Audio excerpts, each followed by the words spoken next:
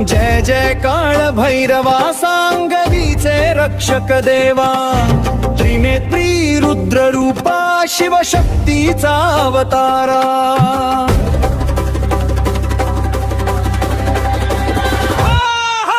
भक्तांचा तू पालक, दुःखांचा तू भक्षक, भैरव नाम घेताच मिटती सर्व संकटम।